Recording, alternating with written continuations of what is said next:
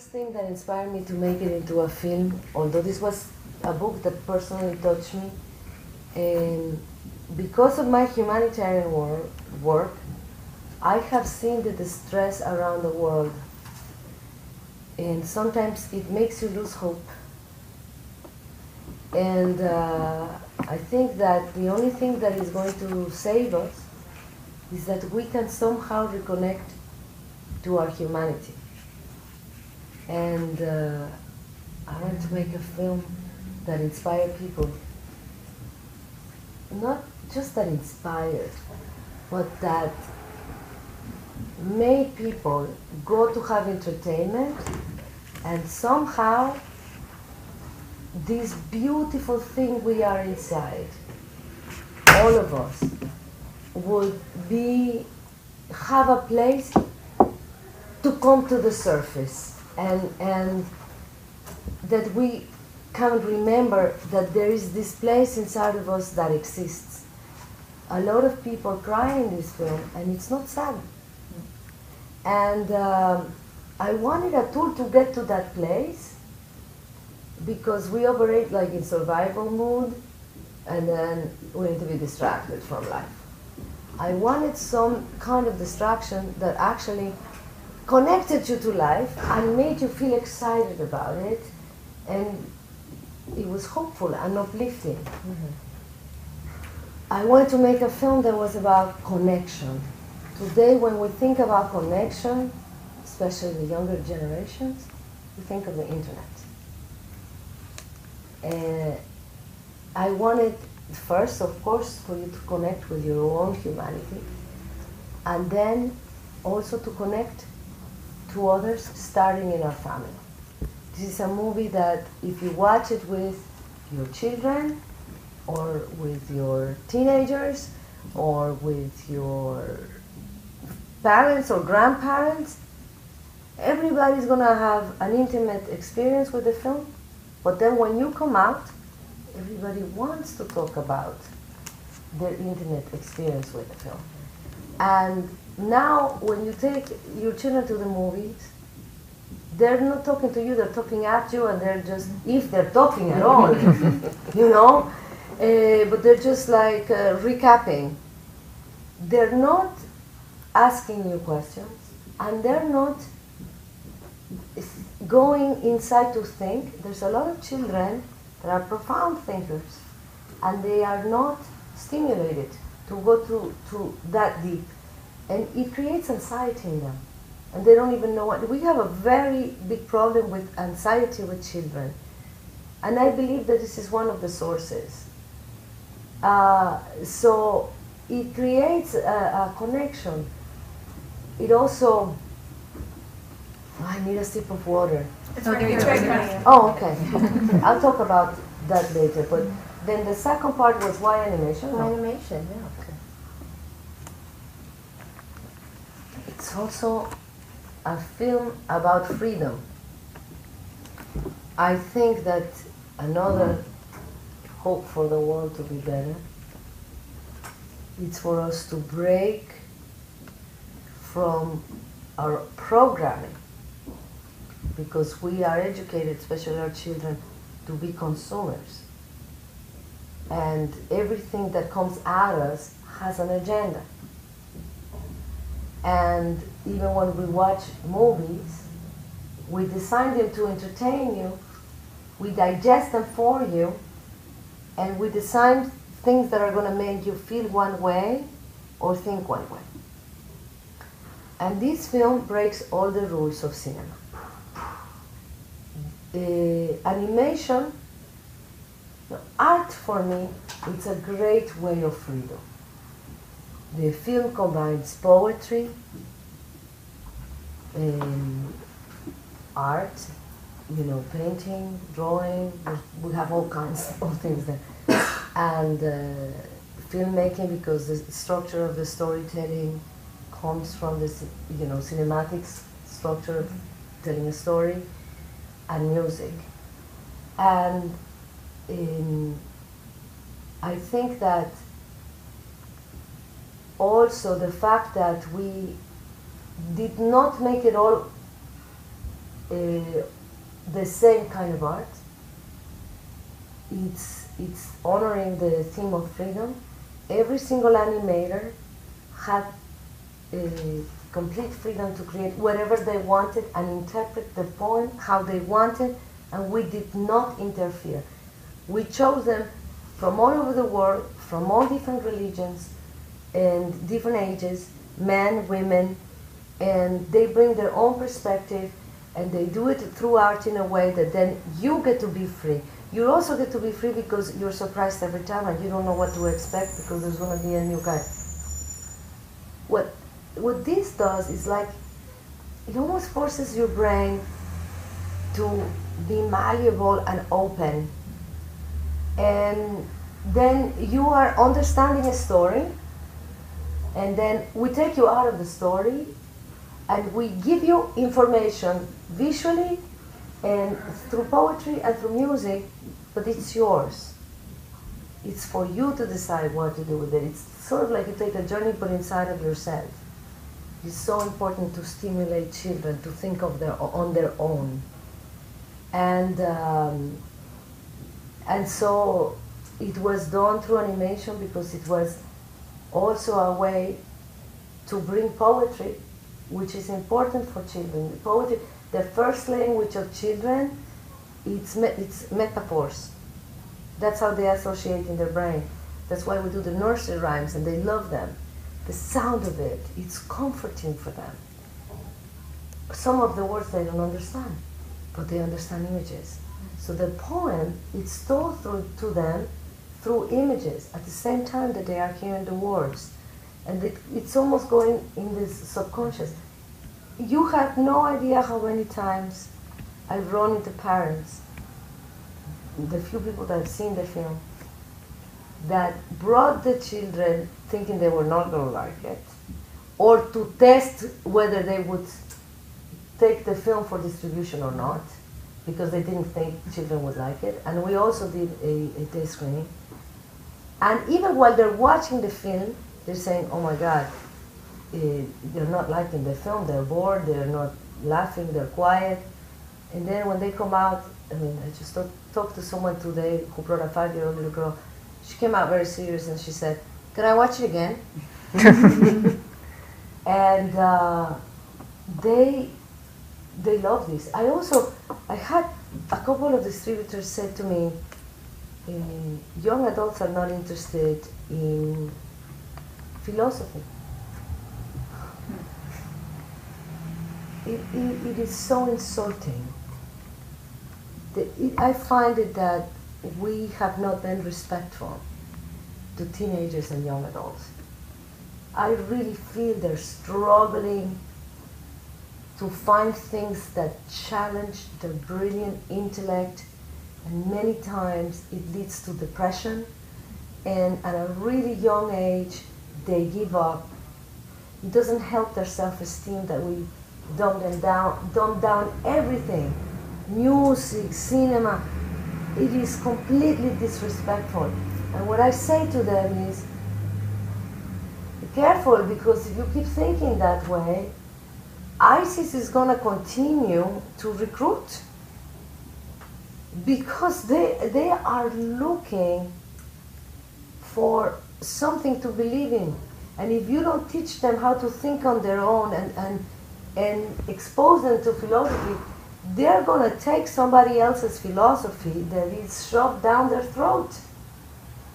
Because there is this, we are all looking for answers of life, and we are all looking for a purpose in life, especially at that age.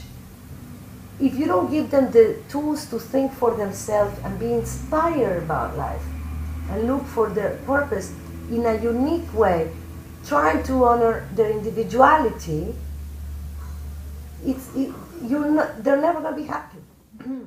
Yes, of course, the first time, because it was a personal thing with my grandfather, I discovered the book on his bedside table. And then he died when I was 6. And I was haunted by the image of the cover. And I found it again, when I was like 18, 19, and I read it, and to me it was like, whoa, my grandfather is talking to me. He's teaching me about who he was and about life. And It was so personal, and then I realized more than 120 million people around the world also felt that it was somebody was talking to them, and they used it for when they get married and for different things. And so for me, at the time it was that, and then I didn't understand most of it, but there were things that stood out. And what happens with it, I think it's a phenomenon that when you, because he talks about the simple things that bring us all together. This is why I think it's embraced by all religions and stuff.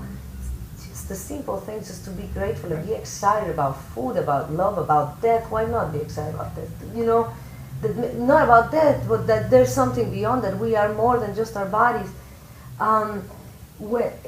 I think that what happens is that when people read it, there's always a phrase. You're not supposed to understand or like the whole point, but there's a phrase or something that feels comforting and familiar. And like you've heard it before, but you don't know where. That's not your brain talking to you. That is your instincts telling you this is truth. This is true. And I think that throughout the years, I have been able to recognize different phrases. And sometimes even I watch the film 100 times, I don't get bored of it. You know what, I'm going to watch it again. I find myself, what did he just say? Oh yeah, but I thought it was now it reminds me of some different conflict in my life. And I think this is part of the magic of the words. Yes, but my daughter was resentful of the film a little bit. She was jealous of the film for most of her life. Mommy was not paying enough attention because she was working. You have to remember that I was doing this from Europe and everybody was on the American time. So many, many nights of not sleeping, not taking her to school in the morning because I was working till 5. It was really difficult to make this one. It was such a nightmare. The hardest thing I've ever done. And so she saw a little piece of the main story and she said, nobody's going to go watch that film, you know that. It looks like old. It's like, we're not used to these. I mean, and when she went to see the film, I remember on her way there, it's like, are you going to be angry if I don't like it? Am I supposed to say I like it even if I don't like it? I said, no, I want you to tell me the absolute truth. Then she went to see it, and she came out quiet. They come out sort of like, there's some that become euphoric, the little ones become euphoric. And then she said, do you like it? I said, did you like it? Tell me the truth. She said, Mommy, I'm so proud of you. And then she went home and she wrote a poem. And what the poem said was that we are spirit, we cannot be incarcerated, not even by our own bodies, because if we are spirit, we are free. And if we are free and we are spirit, we are eternal and we never die. They have anxiety about that. I remember when I saw Bambi, I was like, oh my God. Somehow for my daughter, the film gave her some comfort in that really difficult concept. And she wrote that one. So honestly, at some point it was just a sense of honor to try to give the money back to the investors.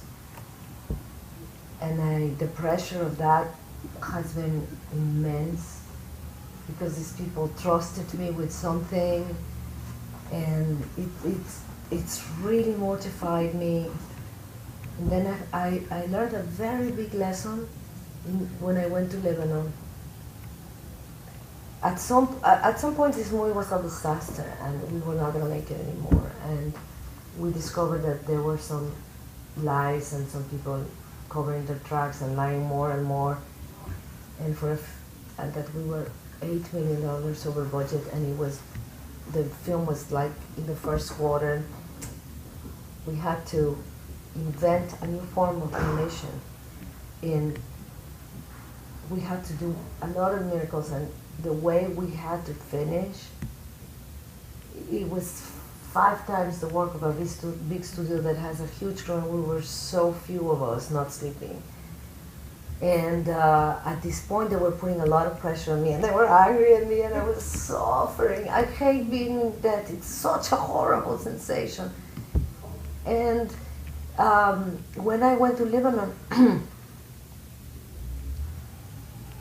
I cannot describe to you what this meant for this country, this film.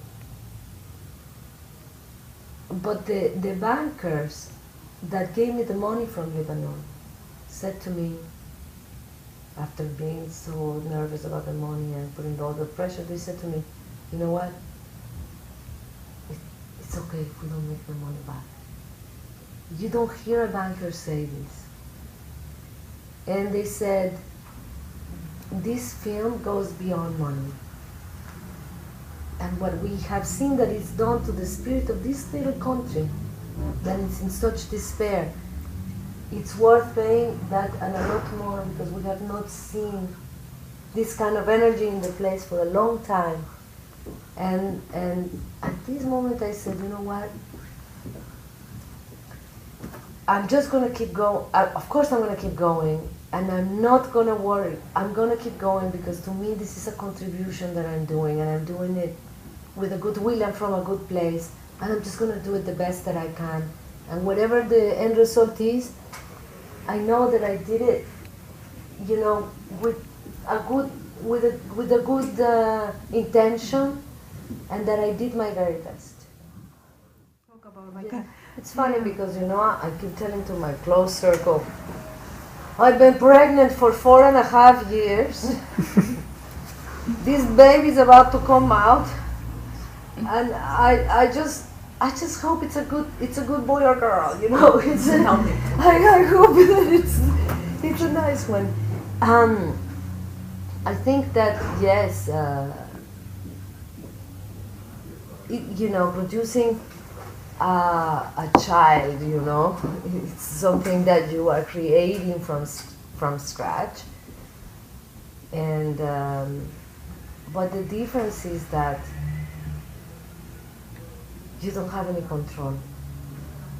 You don't have any control of how it's developing inside of you. And once it comes out, you don't have any control.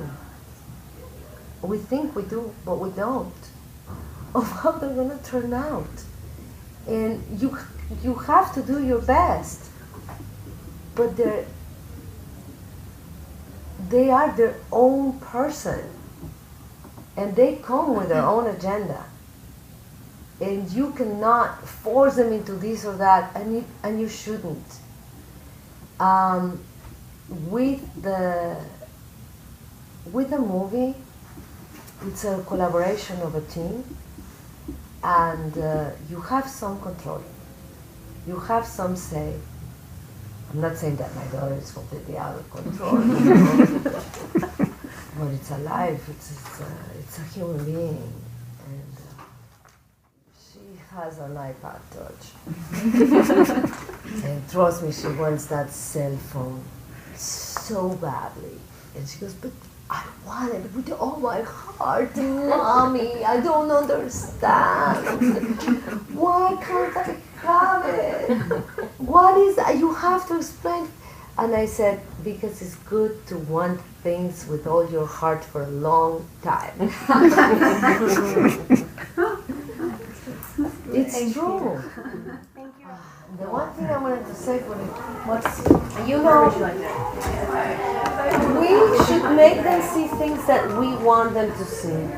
Because they only see what they want to see, because there's not a lot of things out there that we want them to see. But they have to learn to not just sit there and just be entertained, so that they search for culture later in their life and some way to feed their brains in other ways. So, to me, this is a must.